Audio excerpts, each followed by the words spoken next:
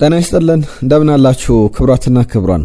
ዛሬ ለማንቸስተር ዩናይትድ እና ለቼልሲ በስታንፈርድ ብሪጅ፣ ነገ ደግሞ በኢታድ ስቴዲየም ለማንቸስተር ሲቲ እና ለአርሰናል ወሳኝ የሚባሉ ቀናት ወሳኝ የሚባሉ ጨዋታዎች የሚደረጉባቸው ናቸው። እነዚህን ጨዋታዎች የተመለከቱ ነጥቦችን እየነገርናችሁ እንቆያለን። ከዛ በተጨማሪም ደግሞ በማንቸስተር ዩናይትድ ቤት ስለ ሰር ጂም ራትክሊፍ ስለ አዲሱ የማንቸስተር ዩናይትድ አሰልጣኝ ማን ሊሆን ይችላል እሳቸው ስላላቸው ሀሳብ ማይክል ካሪክ ላይ ምን ሀሳብ አላቸው የሚሉ ጉዳዮች ይነሳሉ። ማንቸስተር ዩናይትድ በጣም በጉዳት እየታመሰ በቅጣትም እየታመሰ ይገኛል። በተለይ ተከላካይ ስፍራ ላይ እነዚህን ጥቂት ነጥቦች እየነገርናችሁ እንቆያለን። የማርከስ ራሽፈርድ ጉዳይ ይነሳል። ሌሎችም የማንቸስተር ዩናይትድ የዝውውር ጉዳዮች አማካኝ ስፍራ ላይ በተለይ አዲስ ያልተጠበቀ ስሙ እየተያዘ ይገኛል። አርሰናል ቤት የቡካዮ ሳካ፣ የጁሪን ቲምበር፣ የማርቲን ኦዴጋርድ፣ የሪካርዶ ካላፊዮሪ የጉዳት ዜና፣ የማንቸስተር ሲቲ እና አርሰናል የነገ ጨዋታ የበለጠ ትኩረት ተሰጥቶት እየተነሳ ያለ ጉዳይ ነው። ጥቂት ነጥቦችን እናነሳበታለን። አርሰናል አንድ ተጫዋች ጀርሚ ቦጋ የተባለ ወጣት በጣም ታዳጊ ተጫዋች ለማስፈረም እንቅስቃሴ ላይ ይገኛል። የዚህ ተጫዋች ዝውውርን ምን ይመስላል? ሌላ ተከላካይ ደግሞ አንደኛው ከኮሞ አንደኛው ደግሞ ከፓልሜራስ ሊመጡ ይችላሉ እየተባሉ ያሉ ስሞች አሉ። እነዚህንም ዝውውሮች ያነሳን እንቆያለን። ሌሎችንም አጫጭር ጉዳዮች አካተናል። ቼልሲ ቤት የሊያም ሮዜነር ጉዳይ፣ የኤንዞ ማሬስካ ጉዳይ፣ የኤንዞ ፈርናንዴዝም ጉዳይ እንዲሁም የሞይሴስ ካይሴዶና የኮል ፓልመርም ጉዳዮች በስፋት እየተነሱ አዳዲስ ጉዳዮች የወጡባቸው መረጃዎች ናቸው። በስፋት እንመለከታቸዋለን። ሌሎች አጫጭር ጉዳዮችንም እናነሳለን። የዓለም ዋንጫን እየተመለከተ ጉዳይም እንነግራችኋለን። ለሁሉም በቻላችሁት በያላችሁበት አብራችሁን ቆዩ። ሁሌ እንደምናስታውሳችሁ ይህንን ቪዲዮ ላይክ አድርጋችሁ ጀምሮ አግዙን፣ አብሮነታችሁን አሳዩን፣ መልእክቶቻችሁን ጻፉልን። ማንቸስተር ሲቲ ከአርሰናል ትናንትና ግምቶች መጥተውልናል። ዛሬስ እስቲ ሀሳቦቻችሁን ላኩልን። የእናንተ ትናንትና ግምቶቻችሁን ብትልቁም ለውጦች ካሉ ከዛ በተጨማሪ የላካችሁልን መልእክቶች አሉ፣ በርከት ያሉ ሀሳቦች፣ እነሱ መለስ ብዬ አቀርብላችኋለሁ። ከዛ በተጨማሪም ማንቸስተር ዩናይትድ ከቼልሲ ስለስንት ይጠናቀቃል ሀሳብ አስተያየቶቻችሁን እንቀበላለን። በቀጥታ ወደ ጉዳዮቻችን እናልፋለን። ይህንን ቪዲዮ ላይክ አድርጋችሁ ጀምሩ። ትናንትና የነበሩ ጨዋታዎች መካከል በጣሊያን ሴሪያ ኢንተር ሚላን ካግሊያሪን ያሸነፈበት ጨዋታ ማርከስ ቱራም፣ ኒኮሎ ባሬላ እና ዘለንስኪ ግቦችን አስቆጥሮ 3-0 በሆነ ውጤት ካግሊያሪን ኢንተር ሚላን አሸንፎ ለሴሪያ ዋንጫ የበለጠ የቀረበበት ሆኗል። የሴስ ፋብሪጋሱ ኮሞ ደግሞ በሚያሳዝን ሁኔታ ተሸንፏል ማለት ይቻላል። በአርሰናል በትልቅ ክለቦች የሚፈለገው ኒኮ ፓዝ ግብ አስቆጥሯል። ነገር ግን አቻ ቢያደርጋቸውም 2-1 ቢሆኑም ገና ፈርስት ሃፍ መጨረሻ ላይ 42፣ 45፣ 44ኛው ደቂቃ ላይ የተቆጠሩ ግቦች ናቸው። ሶስቱም ግቦች በዛ ደቂቃ እንግዲህ ከ40 እስከ 45ኛው ደቂቃ ላይ ተቆጥሮ ጨዋታው 2-1 በሆነ ውጤት 3 ግቦችን ተመልክተንበት ተጠናቋል። ከዛ ውጪ ግን የትናንትና ጉዳዮች መካከል ኮቬንትሪ ሲቲ በጣም በሚያስገርም ሁኔታ በፍራንክ ጄምስ ላምፓርድ እየተመራ ትናንትና ከብላክበርን ሮቨርስ ጋር 1-1 በሆነ ውጤት አጠናቆ ነበረ። ፍራንክ ጄምስ ላምፓርድ የፕሪሚየር ሊጉ ሌጀንድ፣ የእንግሊዝ ብሔራዊ ቡድን ሌጀንድ፣ የቼልሲ ሌጀንደሪ ተጫዋች ነው። በቼልሲ አሰልጣኝነትም ጥቂት ጊዜ ተመልክተነዋል። ደርቢ ካውንቲንን ይዞ ተመልክተነዋል። አሁን ኮቬንትሪ ሲቲን ወደ እንግሊዝ ፕሪሚየር ሊግ መልሶታል። ኮቬንትሪ ሲቲ 34 ዓመታትን በእንግሊዝ ትልቁ ሊግ ላይ አሳለፈ። ከዛ በኋላ ሜይ 5 2001 ላይ ወደ ታችኛው ሊግ ላይ ወረደ። ከዛ በኋላ ወደ ታችኛዎቹ ሊጎችም ላይ የወረደባቸው ዓመታት ነበሩ። ዳግም ግን ትናንትና ከብላክበርን ሮቨርስ ጋር 1-1 ካጠናቀቀ በኋላ ፍራንክ ጄምስ ላምፓርድ እንዲሁም ኮቬንትሪ ሲቲ ወደ ፕሪሚየር ሊግ አድገዋል። በቀጣይ ዓመት በፕሪሚየር ሊግ ላይ የምንመለከታቸው ነው የሚሆነው።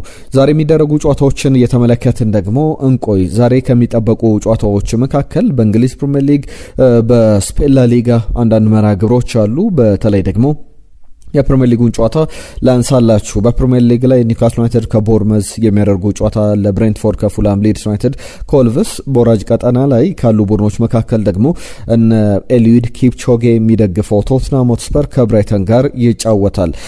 እኛ አሰልጣኝ ዲዘርቢ የቀድሞ ቡድናቸውን ብራይተን የሚገጥሙበት መርሃ ግብር ይጠበቃል። ቶትናምን ለማትረፍ እንግዲህ የመጨረሻ እየተፍጨረጨሩ ይገኛሉ። ስራቸው ፍሬያማ ይሆናል እንመለከታለን። ምሽት 1:30 ላይ የሚደረግ ጨዋታ ነው። ምሽት 4 ሰዓት ላይ በቅዳሜ ዕለት ባልተለመደ ሰዓት ቸልሲና ማንቸስተር ዩናይትድ በስታንፈርድ ብሪጅ ጨዋታቸውን ያከናውናሉ። ስለዚህ ጨዋታ ነጥቦችን ማንሳት እንችላለን፣ ብዙ ማለት ይቻላል። በቸልሲ በኩልና ሌቫይ ኮሊ ልምድ ጀምሯል። ነገር ግን ለዚህ ጨዋታ ይደርሳሉ ተብሎ አይጠበቅም። ለጨዋታው ዝግጁ ይሆናል ተብሎ አይጠበቅም ሌቫይ ኮሊ። ነገር ግን በቸልሲ በኩል ያን ያክል የተለየ ጉዳት ዜና የለም። ማንቸስተር ዩናይትድ ግን ከኋላው ባዶ ሆኗል፣ ሳስቷል። አሁን አንድ የቀረ ተከላካይ ብቻ ቀርቷል። ከትናንትና በስቲያ ሳነሳላችሁ ነበር ከማንቸስተር ዩናይትድ ተከላካዮች ጋር በተያዘ ሊሳንድሮ ማርቲኔዝ 3 ጨዋታዎች ያልፉታል። የማንቸስተር ዩናይትድ አፒል የማንቸስተር ዩናይትድ ይግባኝ ተቀባይነት አላገኘም። ከዛ በተጨማሪም ሌሎቹም ተጫዋቾች ሃሪ ማጓየር ቅጣት ላይ ይገኛል። የዚህኛው ሳምንት የቼልሲ መርሃ ግብር ያልፈዋል። አንድ ጨዋታ መቀጣቱን ተከትሎ ሌኒ ዮሮ ነበር የማንቸስተር ዩናይትድ ሲኒየር ከሚባሉ ተጫዋቾች መካከል የሚጠቀሰው። ነገር ግን እሱም ጉዳት አጋጥሞታል። ሌኒ ዮሮ ከማንቸስተር ዩናይትድና ከቸልሲ ጨዋታ ውጭ ሆኗል። ወደ ለንደንም አልተጓዘም። ለማንቸስተር ዩናይትድ በጣም የሚያሳስብ ለማይክል ካሪክ እንግዲህ የፈተና ጨዋታ ይሆናል ተብሎ ይጠበቃል። ምክንያቱም ተከላካይ ስፍራ ላይ ሲኒየር የሚባሉ ተጫዋቾች ማቲያስ ዴሊት የለም፣ ሊሳንድሮ ማርቲኔዝ የለም፣ ሌኒ ዮሮ የለም፣ ሃሪ ማጓየር የለም። አሁን ምናልባት ሲኒየር ልንለው የምንችለው ከጃንዋሪ በኋላ ጨዋታ ያላደረገው ወይም በመጀመሪያ ተሰላፊነት ወደ ሜዳ ገብቶ የማያውቀው የ19 ዓመቱ ሄይደን ኤቨን ነው። ሄይደን ኤቨን እና ሌኒ ዮሮ እንግዲህ በእድሜ አንድ ላይ ስንደምራቸው 39 ዓመት ነው የሚሆናቸውና የሌኒ ዮሮ አለመኖር ሌላ የሚያሳስበው ነው። ለሄይደን ኤቨን ለመጨረሻ ጊዜ እንግዲህ በማንቸስተር ዩናይትድ የመጀመሪያ አሰላለፍ ውስጥ የገባው ከወራት በፊት ጃንዋሪ ላይ ነበርና ያሳስባል። ፓትሪክ ዶርጉ ወደ ሜዳ የሚመለስበት ጊዜ በጣም እየቀረበ ይገኛል። ነገር ግን አሁንም ለቸልሲ ጨዋታ ዝግጁ አይደለም ብሏል አሰልጣኝ ማይክል ካሪክ በፕሪማች ኮንፈረንሱ ላይ ያነሳቸው ጉዳዮች ናቸውና ዶርጉ እንደ ተከላካይ ሳይሆን እንደ ዊንገር እየተመለከተው የነበረ በተለይ ከማቲያስ ኩኛ የበለጠ አስቀድሞ በግራ መስመር አጥቂነት ሲጠቀሙ እንደነበረ ይታወቃል። አሁን ለወራት ከጉዳት ርቆ ወደ ሜዳ ወደ ልምድ ተመልሷል። ነገር ግን ለዚህ ጨዋታ ዝግጁ አይደለም የሚሉ አስተያየቶች በርከት ብለው ከማንቸስተር ዩናይትድ ጋር ተሰምቷል። የሁለቱ ቡድኖች ጨዋታ ለምሳሌ ከባለፉት 12 ጨዋታዎች ወደ 5 ያክሉ ባቻ ውጤት የተጠናቀቀ በስታንፈርድ ብሪጅ ማለት ነው። ቸልሲ ብዙዎቹን በአሸናፊነት 6ቱን ያሸነፈበት፣ ከዛ በተጨማሪ ማንቸስተር ዩናይትድ ደግሞ አንድ ጨዋታ ብቻ ያሸነፈበት ነው። ያለፉት 12 ጨዋታዎች በስታንፈርድ ብሪጅ። ይህ ጨዋታ ምን አይነት መልክ ይኖረዋል? ግምቶቻችሁ ላኩልን። ከቸልሲና ከማንቸስተር ዩናይትድ ጋር በተያያዘ ግን በተለይ ብዙ ጨዋታዎች ባቻ ውጤት የሚጠናቀቅበት አይነት መርሃ ግብር ነው። በፕሪሚየር ሊጉ ካሉ ጨዋታዎች መካከል የሁለቱ ቡድን ጨዋታ ምሽት 4 ሰዓት ላይ ይደረጋል። ነገም የሚጠበቁ ጨዋታዎች አሉ። እነዚህ ጨዋታዎች መካከል ግን ትልቁ የሲዝኑ እንግዲህ በክብደት ደረጃ ብንመዝነው የሲዝኑ ከባዱ ጨዋታ፣ በአስፈላጊነትም ብንመዝነው የሲዝኑ አስፈላጊ ጨዋታ ማንቸስተር ሲቲ ከአርሰናል ያከናውኑታል። 12 ሰዓት ከ30 ሲል ይጀምራል ነገ ምሽት በኤታሃድ ስቴዲየም። በዚህ ጨዋታ ዙሪያ አሰልጣኝ ሚኬል አርቴታ፣ ፔፕ ጋርዲዮላ፣ አንቷን ሴሜኒዮ አይነት ተጫዋቾችም ጭምር ሃርሊንግ ብራውት ሃላንድ የሰጧቸው አስተያየቶች አሉ። አነጋጋሪ የተባሉትን ጉዳዮች ብቻ አነሳላችኋለሁ። በዚህ ጨዋታ ዙሪያ ግን ሊነሳ የሚገባው ጉዳይ ቡካዮ ሳካ ከጨዋታው ውጪ መሆኑ አሁን ተረጋግጧል። ትናንትና ሚኬል አርቴታ ያነሳቸው ጉዳዮች ነበሩ ከተጫዋቹ ጋር በተያያዘ። ማርች 2 ላይ በካራባኦ ካፕ ፍጻሜ ማንቸስተር ሲቲ 2-0 ሲያሸንፍ ነበር የተጫወተው። ከዛ በኋላ ብዙ ጨዋታዎች አምልጠውታል በተከታታይ ቻምፒየንስ ሊግ፣ የስፖርቲንግ ሊዝበን የደርሶ መልስ ጨዋታ፣ በፕሪሚየር ሊግ ላይ የቦርመዝ፣ የሳውዛምፕተን የኤፍኤ ካፕ ጨዋታ አምልጠውታል። የማንቸስተር ሲቲ ጨዋታ ሌላ ጨዋታ ሆኖ መጥቷልና ቡካዮ ሳካ ለዚህ ጨዋታ አይደርስም፣ ነገር ግን በቀናት ዕድሜ ወደ ሜዳ ይመለሳል ብሏል። በጣም ጥሩ ዜና አይደለም ለአርሰናል። በተለይ በዚህ አስፈላጊ ጨዋታ ላይ የኖኒ ማዱዌኬ ጉዳይ ገና አልለየለትም። ኖኒ ማዱዌኬ ሌሎችም ተጫዋቾችን አንስቷል ሚኬል አርቴታ። ቲምበር፣ ሪካርዶ ካላፊዮሪ፣ ኦዴጋርድንም በተመለከተ ዛሬ ከእሁዱ ጨዋታ አስቀድሞ ልምምድ አለን። ስለዚህ በዛሬው በቅዳሜው ልምምድ ላይ እንመለከታችኋለን፣ የመጨረሻ ውሳኔም እንወስናለን የሚል ነገር አንስቷልና በሲዝኑ ከዛ በተጨማሪም በጣም ኢምፖርታንት የሚባለው ጨዋታ ነው ወይ የማንቸስተር ሲቲ ባንታ አሰልጣኝነት የማንቸስተር ሲቲ ጨዋታ ትልቁ መርሃ ግብር ነው ወይ አስፈላጊው ጨዋታ ነው ወይ ተብሎ ተጠይቆ ነበረ። ያ ማለት እንግዲህ ከሚኬል አርቴታ ጋር በተያያዘ አገላለጹም በጣም ወድጄለታለሁ። ስለ ጨዋታው የገለጸበት መንገድ አሁን የጨዋታ በጣም አስፈላጊው ጨዋታ ነው፣ ምክንያቱም ቀጣዩ ጨዋታ እሱ ስለሆነ የሚል በጣም የሚያስገርም አስተያየት ሰጥቷል። ምክንያቱም ብዙ ጊዜ ሚኬል አርቴታ ቀጣዩ ጨዋታ ለኛ በጣም አስፈላጊ ጨዋታችን ነው ይላል። ከዛ በኋላ የቀጣዩን ጨዋታ ስናልፍ ስለ ቀጣዩ ጨዋታ እናስባለን። ጌም ባይ ጌም፣ ማች ባይ ማች እንግዲህ ጨዋታ በጨዋታ ነው ነገሮችን የምናስበው ይላልና ለዛ በጣም ትክክለኛ ምላሽ እየሰጠ ይመስላልና ይህንን ጨዋታ በመንገድ ሊጠናቀቅ ይችላል። ለማሸነፍ ወደ ኤታድ ስቴዲየም እንሄዳለን፣ የትኛውንም ጨዋታ ለማሸነፍ ነው የምንዘጋጀው ብሏል። በእርግጥ ሚኬል አርቴታ ለማሸነፍ ነው የምንዘጋጀው፣ ጨዋታው በዛ መንገድ ይጠናቀቃል የሚል እምነት ቢኖረውም በአርሰናል በኩል ግን ለምሳሌ ሚኬል አርቴታ ትልቅ ጨዋታዎች ላይ ያለበት ያጨዋታ አቀራረብ ሁሌም የሚታወቅ ነው።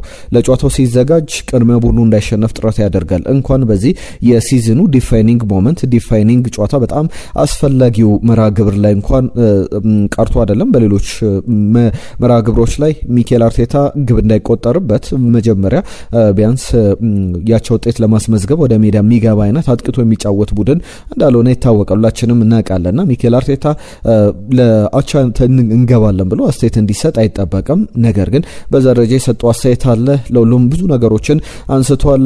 ከሌሎች ተጫዋቾች ጋር ስለ ቡካዮ ሳካ ብቻ አይደለም ሌላና ማክስ ዳውማንም ጭምር ለዚህ ጨዋታ ዝግጁ ናቸው፣ በጣም ትልቅ ስቴጅ ነው የሚል አስተያየቱን ሰጥቷል። አንቷን ሴሜኒዮ ያነሱ አንድ የፖድካስት ላይ ቀርቦ ነበር። በጣም አነጋጋሪ አስተያየት ሲሰጥ ነበረ።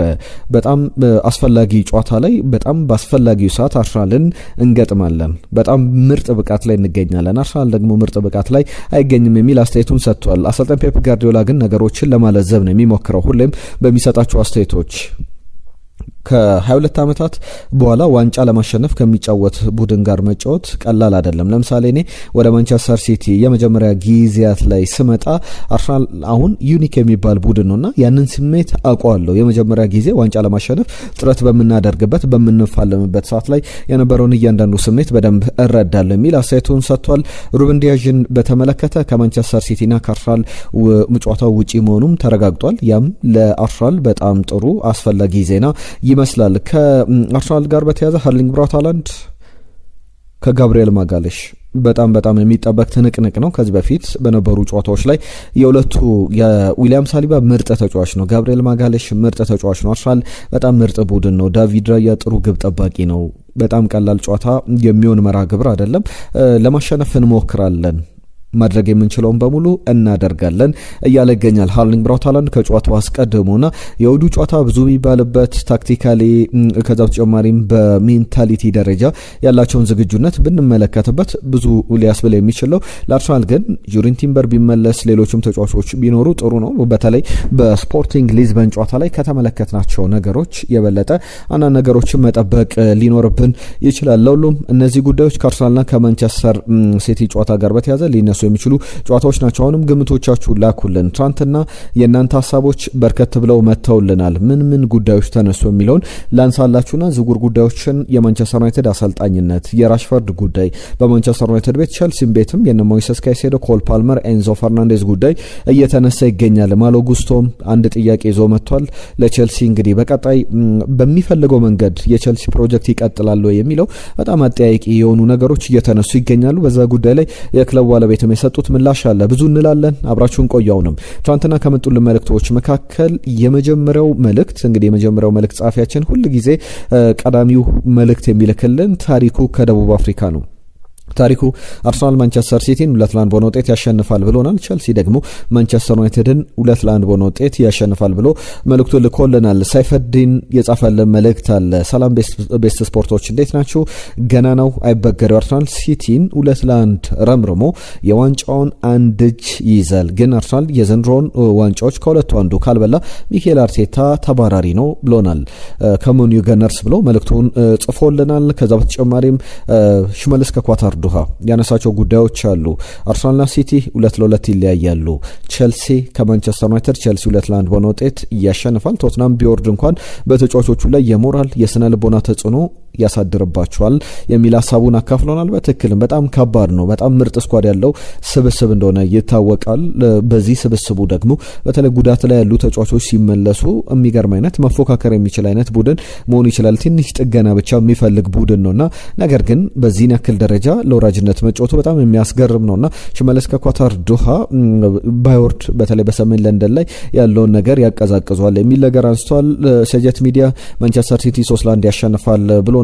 ቡቡ አሰፋ ቸልሲ ከማንቸስተር ዩናይትድ 2-2 ይጠናቀቃል ብሎናል። በረከት እንግዲህ የላከልን መልእክት አለ። በረከት ዳኛው ከልብ እናመሰግናለን። ነጂብ ሰንገሮ የጻፈልን መልእክት አለ። የቸልሲና የማንቸስተር ዩናይትድ ቸልሲ 3-1 በሆነ ውጤት ያሸንፋል። ፉላም ከብሬንትፎርድ 2-2፣ ሊድስም ኮልቭስ ጋር 2-2 ጨዋታቸውን ያጠናቅቃሉ። ማንቸስተር ሲቲ አርሰናልን 2-0 ያሸንፋል። እንግዲህ በአዲሱ የቴዲ አፍሮ ዘፈን እንግዲህ ፏብትን እያልን ነው ብሎናል።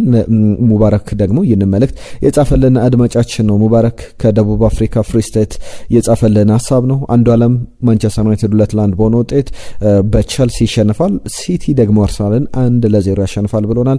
ፓማባይ ከልብ እናመሰግናለን። አህመድ ከጅቡቲ በጨዋታው ላይ በተለይ ቶትናም ይሸነፋል፣ ቸልሲ ዩናይትዳቸው ይወጣሉ፣ አርሰናል በሲቲ ሜዳቻ ከወጣ እንዳሸነፈን የምቆጥረው ግን ይሳካ ይሆናል ወይ እናያለን ብሎናል። አህመድ ከጅቡቲ ሁላችሁንም ከልብ እናመሰግናለን። በርከት ያሉ ጉዳዮችን አሁንም እያነሳን እንቀጥላለን። የቸልሲን ጉዳዮች ላስከትል። ከቸልሲ ጋር በተያዘ ብዙ ልንልባቸው የምንችሉ ጉዳዮች አሉ። በተለይ በብዙ ተጫዋቾች ላይ ቅሬታ የፈጠረው የኤንዞ ማሬስካ መሰናበቱ ብቻ አይደለም፣ በሲዝኑ ግማሽ ላይ መሰናበቱ ቸልሲን እንዳይሆን አድርጎ ብዙ የክለቦቹ ባለቤቶች ብዙ መፍትሄ ሊሰጡት የሚገባ ጉዳይ ነው ተብሎ ይነሳ ነበረና በሂዳድ ኤግባሊ ከቸልሲ ባለቤቶች አንዱ ናቸው። ኤንዞ ማሬስካን ማሰናበት ፈልገን አይደለም ያሰናበት ነው የኛ ፖሊሲ በዛ ደረጃ በሲዝኑ አጋማሽ ላይ የአሰልጣኝ ለውጥ ማድረግ አይደለም፣ ነገሮች አስገደዱን እንጂ እንደዚህ አይነት ሐሳቦች አልነበሩንም የሚል ሐሳቦችን አንስተዋል። ከዛ በተጨማሪም አሁንም ቢሆን በኤፍኤ ካፕ በፕሪሚየር ሊግ ላይ ያሉ ጨዋታዎች ላይ በለጠ ትኩረት አድርጎ ክለቡ መቀጠል እንዳለበት የሚያነሱ ሐሳቦችን አንስተዋል። የሊያም ሮዜነር ቆይታም እንግዲህ ኤንዞ ማሬስካ ከሄዱ ብዙ አልቆዩም፣ ሊያም ሮዜነርም ከመጡ ብዙ አልቆዩም። ነገር ግን የሊያም ሮዜነር ቆይታ በመፍትሄ ደረጃ ምን ይዞ ሊመጣ ይችላል? በተለይ ሲዝኑ እየተጠገባደደ ይገኛል። ቸልሲ ቻምፒየንስ ሊግን ይዞ የማያጠናቀቅ ከሆነ በጣም ትልቅ ኃላፊነት ተጥሎባቸዋል በቻምፒየንስ ሊግ ቦታ ላይ ይዞ እንዲያጠናቀቅ ማድረግ። ነገር ግን ያ የማይሳካ ከሆነ ለቸልሲ እንደ ትልቅ ውድቀት የሚቆጠር ነውና ቸልሲ ቻምፒየንስ ሊግ ላይ ባይወዳደርም ባይሳተፍም ሊያም ሮዜነር ሊቀጥሉ እንደሚችሉ ይነሳል። በተለይ በኤዳድ ኤግባህሊ ሊያም ሮዜነርን በተመለከተ በጣም ጥሩ አሰልጣኝ ነው። ሰክሰስፉል ለመሆን ስኬታማ ለመሆን ነገሮች ያሉት ሁሉ ነገር የተሟላለት አሰልጣኝ ነው። ከሊያም ሮዜነር ጀርባ ወይም እሱን በመደገፍ እንቆማለን። ባለፉት 5-6 ጨዋታዎች ውጤቶቹ ጥሩ አይደለም፣ በጣም በጥሩ መንገድ ጀምሯል። ነገር ግን በቅርብ ጨዋታዎች የነበሩ ውጤቶች ጥሩ አይደሉም። በእርግጥ እግር ኳስ የሪዛልት ቢዝነስ ነው፣ ውጤት ተኮር ቢዝነስ ነው። ነገር ግን ቸልሲ ሊያም ሮዜነርን የሚያስበው ለረጅም ጊዜ ነው። ከሊያም ሮዜነር ጋር በስትራስቡርግም ዴሊ ቀን በቀን እየተገናኘን ስራዎችን ሰርተናል። ምን አይነት አሰልጣኝ እንደሆነ ምን እንደሚፈልግ በደንብ እናውቃለን የሚል አስተያየታቸውን ሰጥቷል። የሊያም ሮዜነር ቆይታም በጣም እየተነሱ ካሉ ጉዳዮች መካከል አንዱ ነው። ኮል ፓልመር ማንቸስተር ዩናይትድን ትቀላቀላለ ተብሎ ተጠይቋል። በዚህ ጉዳይ ላይ የሰጠው ግልጽ ክሊር የሆነ ማብራሪያ አለ። የቸልሲ ደጋፊዎች ጎልድ የሚሉት እንደ ወርቅ የሚያዩት ጎልድ ፓልመር፣ የቸልሲ ደጋፊዎች ኮልድ የሚሉት ቀዝቃዛው ነው። ነገር ግን በተረጋጋ መንገድ ኩል መሆኑን ለመግለጽ ኮልድ ፓልመር ብለው የሚጠሩት፣ ብዙ ግቦችን ሲያስቆጠር ደግሞ ስሙን እየቀየሩ ጎል ፓልመር የሚሉት ኮል ፓልመር በሚገርም ሁኔታ በማንቸስተር ከተማ መመለስ ይፈልጋል፣ ቤቱን ቤተሰቦቹን ናፍቋል የሚሉ ሀሳቦች ሲሰነዘሩ ነበር። ወደ ማንቸስተር ዩናይትድም ስሙ ሲያያዝ ነበር። በእርግጥ እንደዚህ አይነት ሀሳቦች ተጫዋቾች ለምሳሌ ባለፈው ኤንዞ ፈርናንዴዝ ማድረግ የነበረበት ቃለ መጠይቆች ላይ እንደዚህ አይነት የግል ሀሳቦች ሊኖሩት ይችላሉ። ነገር ግን በብዙሃን መገናኛዎች ፊት ፖለቲካሊ ኮሬክት መሆን አለባቸው የሚሉ ሀሳቦች ሁሌም ይነሳሉና ኮል ፓልመርም ያንን ነው ያደረገው። ወደ የትኛውም ክለብ መሄድ አልፈልግም፣ ያንን ስሰማ በጣም ሳቄ መጥቶ በደንብ የሳኩበት አጋጣሚ ነው ይላል። ፈገግ ብዬ አልፌዋለሁ። ኦብቪየስሊ ማንቸስተር የኔ ቤት ነው፣ ሁሉም ቤተሰቦቼ እዛ ነው ያሉት፣ ነገር ግን ማንቸስተር አልናፈቀኝም የሚል አስተያየቱን ሰጥቷል። ወደ ቤቴ እንግዲህ መቼ መመለስ እንዳለብኝ ሁሌም አውቃለሁ የሚል ነገር አንስቷል። ከዘጋርዲያን ጋር የነበረው ቆይታ ላይ ነው ወደ ማንቸስተር ዩናይትድ ወይም ወደ ማንቸስተር ከተማ መዞር ይፈልጋል በሚለው ጉዳይ ላይ ነገሮችን ያቀዘቀዘበትን አስተያየት ሰጥቷል። ከዛ ውጪ ደግሞ ሞይሰስ ካይሴዶ እስከ 2033 ድረስ በቼልሲ በስታንፈርድ ብሪጅ የሚያቆየውን አዲስ ውል መፈረሙ ይፋ ተረጋግጧል። ከቀናት በፊት ሲነሱ ነበር። ትናንትናም በስፋት ከቨር ሰተን ያነሳነው ጉዳይ ነበረ። ሞይሰስ ካይሴዶ የቼልሲ ፕሮጀክት ላይ እንግዲህ አምኖ ምናልባት አዲሱ ላይ ያስፈለገው ደሞዙን ለማሳደግ ነው። ለምሳሌ አንዳንድ ተጫዋቾች ጥያቄ አላቸው። የኤንዞ ፈርናንዴዝ ትልቁ ጥያቄ እኔ በዚህ ብቃቴ በዚህ ያክል ደረጃ ክለቡን እያገለገልኩ አሁን ባለኝ የተጫዋችነት ስታተስ ማግኘት የሚገባኝ ደሞዝ ይህ ብቻ አይደለም የሚል ቅሬታ አለው። ማሎ ጉስቶ ተመሳሳይ ጥያቄን ይዞ መጥቷል። የቼልሲ ፕሮጀክት በዚህ ያክል ደረጃ በተለይ ተጫዋቾች ደሞዛቸው ትልቅ የሚባል አይደለም በተጫወቱበት የጨዋታ ቁጥር ከዛ በተጨማሪም በሚያስቆጥሩት የግብ መጠን እንደ ክለቡም ስኬት የሚታይ ያከፋፈል ስርዓት አለውና ያ በደንብ ይተገበራል ተብሎ እየተጠበቀ ባለበት ስርዓት ላይ መቀጠል ይችላሉ የሚለው አንዳንድ ተጫዋቾች ቅሬታ ማሰማታቸውን ተከትለው የበለጠው ስብስብ ሆናል። ሞይሰስ ካይሴዶም ደሞዙ ከፍ ብሎለት ውሉ እንዳራዘመ የወጡ ሪፖርቶች በደንብ ያሳያሉ። ያለበለዚያ እስከ 2033 ድረስ ለሱ ውል ማራዘም ምንም ኢምንት ነው፣ ጥቅም የሌለው ነገር ነውና የኤንዞ ፈርናንዴዝም ጉዳይ በዚህ ደረጃ ሊታይ የሚችል ጉዳይ ነው። ቼልሲ ላይ ብዙ ነጥቦችን አነሳን። ከቼልሲ ጉዳዮች እንውጣና ማንቸስተር ዩናይትድን የተመለከቱ ጥቂት ነጥቦችን እናነሳለን። ከማንቸስተር ዩናይትድ ጋር በተያያዘ በማርከስ ራሽፎርድ ጉዳይ ላይ በተለይ ማንቸስተር ዩናይትድ የአውሮፓ ቻምፒየንስ ሊግ ቦታን ይዞ የሚያጠናቅቅ ከሆነ ማርከስ ራሽፎርድ ወደ ማንቸስተር ዩናይትድ ሊመለስ ይችላል። የሚመለስበትም አንደኛው ምክንያት ደሞዙ አሁን በካታላኖ ክለብ የሚከፈለው ክፍያ ባርሰሎና የሆነ አይነት ፐርሰንት ከደሞዙ ላይ ያስቀንሶታል። ከዛ በተጨማሪም ማንቸስተር ዩናይትድ በቻምፒየንስ ሊግ ላይ አለመሳተፉን ተከትሎ 33.3 በመቶ የማርከስ ራሽፎርድ ደሞዝ ይቀንሳል።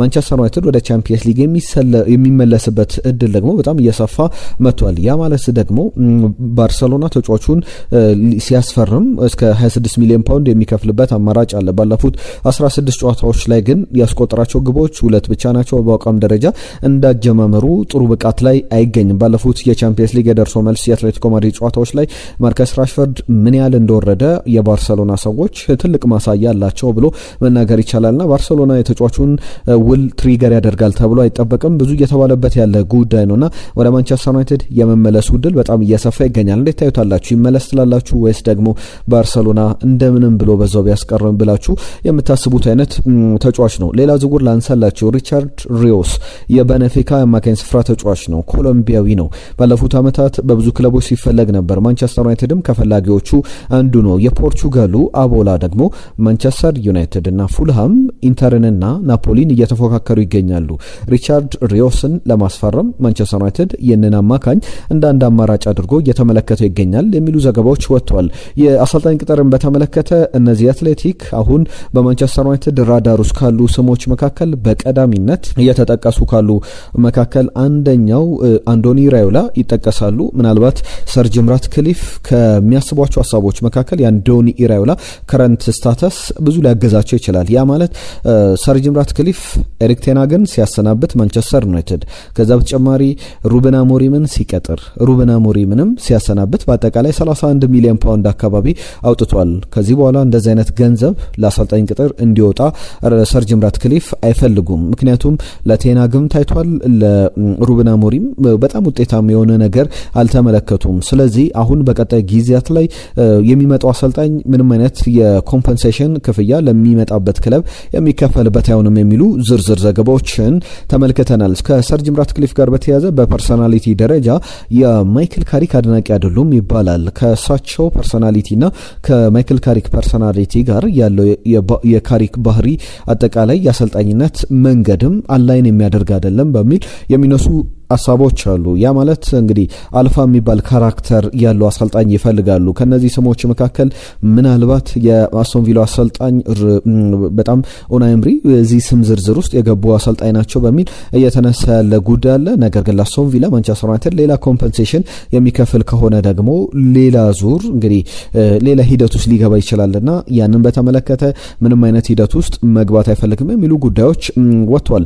ከአርሰናል ጋር በተያያዘ አንድ ሁለት ዝውውሮችን ላንሳላችሁ። አንደኛው የጀርሚ ቦጋ ጉዳይ በትልቅ ደረጃ እየተነሳ ይገኛል። አርሰናል ይህንን ተጫዋች ለማስፈረም ፍላጎት አለው። ጀርሚ ቦጋ 16 ዓመቱ ላይ ይገኛል። ክረምት ላይ 17 ዓመት ይሞላዋል። በ17 ዓመቱ ደግሞ የስኮላርሺፕ ተርም ወይም ደግሞ ውል በዚህ ፕሮፌሽናል የመጀመሪያ ውሉን ከስኮላርሺፕ ተርም ወጥቶ ወደ መጀመሪያ ውሉ ማደግ ይችላል ወይም የመጀመሪያ ፕሮፌሽናል ኮንትራክቱን መፈረም ይችላል በሌስተር ሲቲ። 16 ዓመቱ ነው። በጣም ወጣት ተጫዋች ነው። ብዙ ክለቦች የሚፈልጉት አይነት ተጫዋች ነውና በተጫዋቹ ዙሪያ አርሰናል በጣም በጥብቅ እየፈለገው ያለ ተጫዋች እንደሆነ የሚያሳዩ ዘገባዎች አሉ። 17 ዓመት ክረምት ላይ ይሞላል። በ17 ዓመቱ ወደ አርሰናል ሊመጣ ይችላል። ውሉን ሊያራዝም ይችላል። ውልም የመጀመሪያ ፕሮፌሽናል ኮንትራክቱን ሊፈርም ይችላል። ረጅም ዓመታት የሚፈርምበት አይደለም 17 ዓመት ላይ እያሉ ተጫዋቾች። ነገር ግን ጀርሚ ቦጋ ውሉን ቢፈርምም አርሰናል ከሌስተር ሲቲ ተጫዋቹን ለማስፈረም እንቅስቃሴ ያደርጋል ተብሎ ይጠበቃል።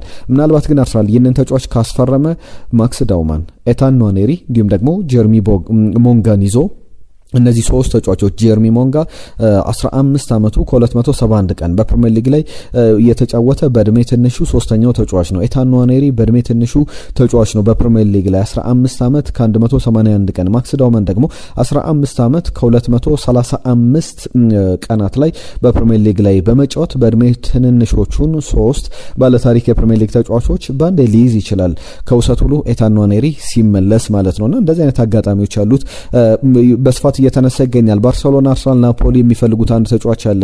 ሉዊዝ ቤንዴቲ ይባላል። የፓልሜራስ ተከላካይ ነው። አርሰናል በእርግጥ ከሰሞኑ ጃኮብ ራሞን የተባለውን የኮሞውን ተከላካይ እየፈለገ ይገኛል። የመስመር ተከላካይ ነው። ይህንን ተጫዋች ደግሞ ማያገኝ ከሆነ ትኩረቱን ወደ ሉዊዝ ቤንዲቶ እንደሚያደርግ እየተነገረ ይገኛል። በተለይ እስከ 25 ሚሊዮን ዩሮ የሚከፍል ክለብ ካለ ፓልሜራስ ተጫዋቹን ለመሸጥ ፍቃደኛ ነው የሚሉ ሪፖርቶችን እየተመለከተ እንገኛለን። ለሁሉም ክቡራትና ክቡራን ስፖርታዊ ጉዳዮቻችን እነዚህን ይመስላሉ። አብራችሁን ስለነበራችሁ ከልብ እናመሰግናለን። ሀሳብ አስተያየቶቻችሁን እንቀበላለን። እንደተለመደው አበረታቱን እንላለን። ላይክ፣ ሼር፣ ሰብስክራይብ እያደረጋችሁ ቤተሰብነታችሁን አሳዩን። በፖስት ማች አዳዲስ ጉዳዮችን ይዘን እንመለሳለን። የዛሬን እዚህ ላይ ያበቃን። ጤና ይስጥልን።